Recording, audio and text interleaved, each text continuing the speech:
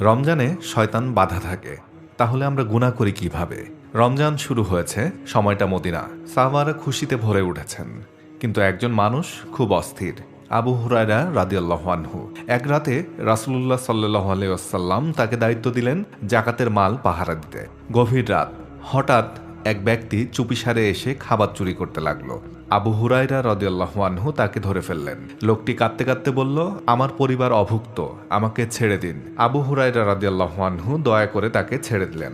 পরদিন রাসূলুল্লাহ সাল্লাল্লাহু আলাইহি ওয়াসাল্লাম জিজ্ঞাসা করলেন, গত রাতে তোমার বন্দী কি করেছিল? আবু হুরায়রা রাদিয়াল্লাহু আনহু অবাক, তিনি তো কাউকে কিছু বলেননি। রাসূল সাল্লাল্লাহু আলাইহি ওয়াসাল্লাম বললেন, সে আবার আসবে। দ্বিতীয় রাতেও একই ঘটনা, তৃতীয় রাতেও একই ঘটনা ঘটল। শেষ রাতে চোর বলল, আমি তোমাকে এমন একটি দোয়া শেখাবো যা পড়লে শয়তান তোমার কাছে আসতে পারবে না। আয়াতুল কুরসি পড়বে। পরদিন রাসূলুল্লাহ সাল্লাল্লাহু আলাইহি ওয়াসাল্লাম বললেন, সে তোমাকে সত্য বলেছে, যদিও সে বড় মিথ্যাবাদী। তুমি জানো কে সে ছিল? সে ছিল শয়তান।